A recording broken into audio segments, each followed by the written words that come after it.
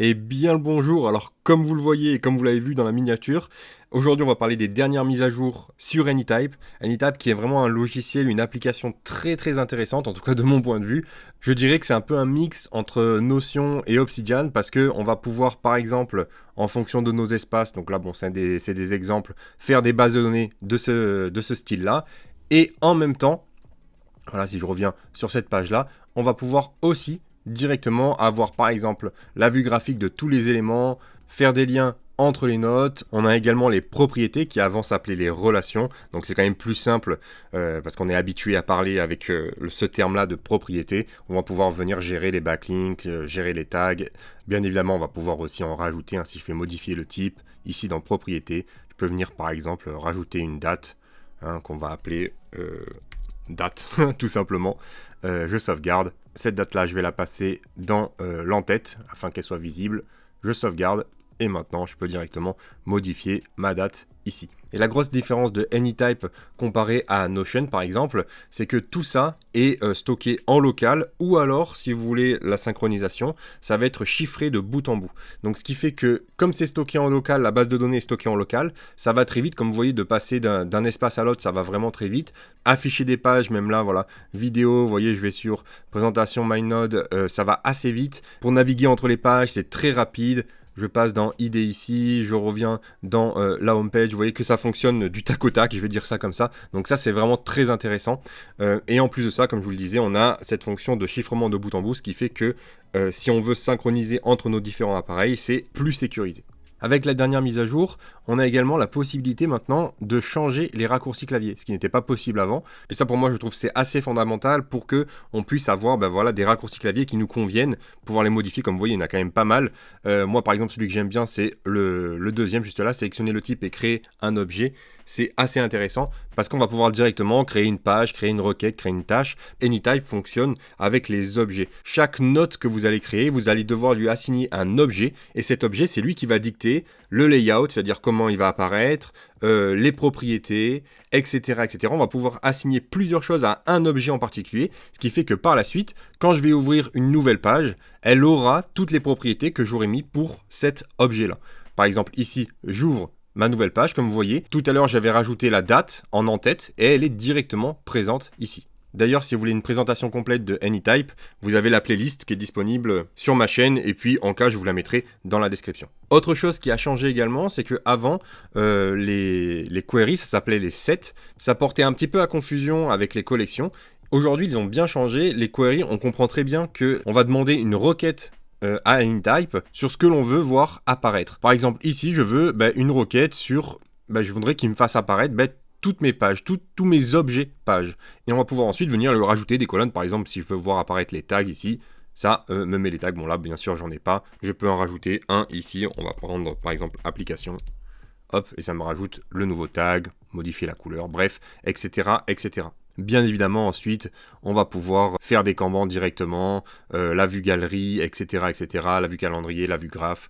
Donc bon, ensuite, voilà, il y a quand même pas mal de possibilités. Pour ça, je vous laisserai aller voir mes autres vidéos qui vous présentent complètement le logiciel. Ce qui est intéressant aussi, c'est que plutôt qu'un type d'objet, je voudrais une liste ou même un Kanban sur une propriété en particulier. Donc ça, c'est très intéressant. Par exemple, je peux avoir toutes les notes, toutes les pages, tous les objets qui sont faits, qui sont terminés, ou alors tous les objets dans lesquels il y a une date.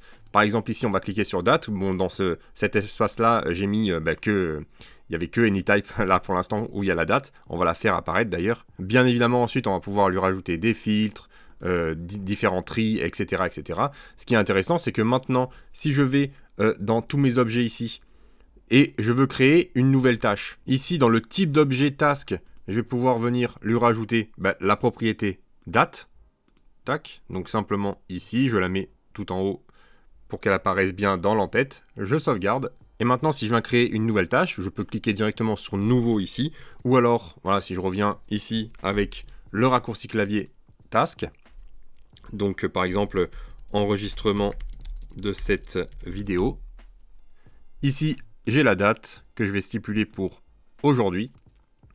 Et maintenant, si je réouvre ma query, vous voyez bien que ça s'est rajouté directement, la tâche s'est rajoutée directement ici. Le type d'objet s'est rajouté également. Au moins, on peut voir qu'il y a deux types d'objets différents. Le AnyType, c'est une page enregistrement de cette vidéo, c'est une task, et je vois bien que la date est pour aujourd'hui. Enfin bref, on va pouvoir faire énormément de choses, c'est vraiment très intéressant.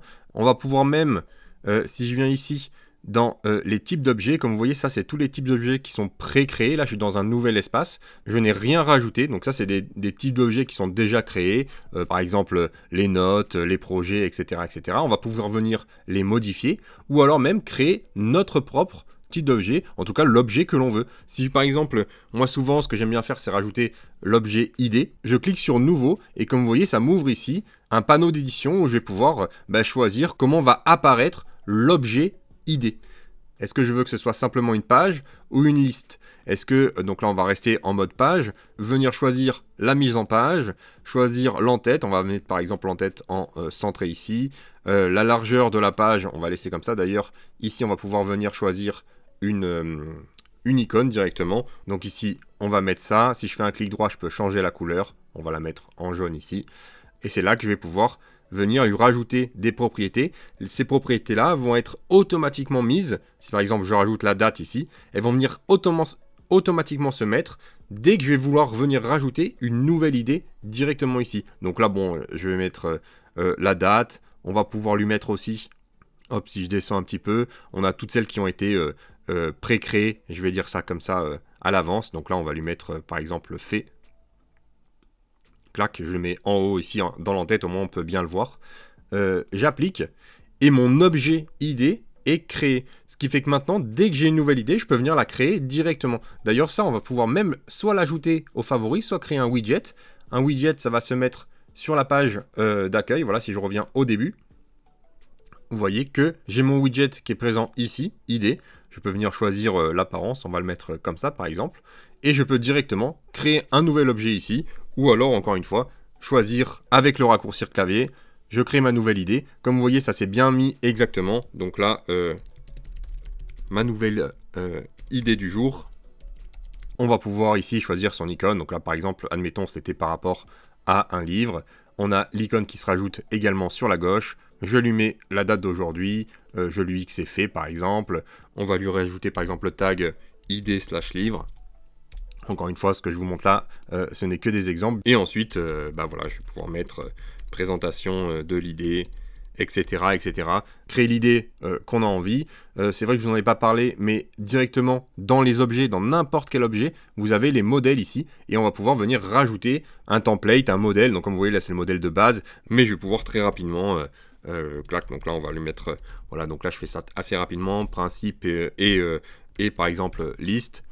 On va pouvoir le modifier et le passer comme ça sur la droite.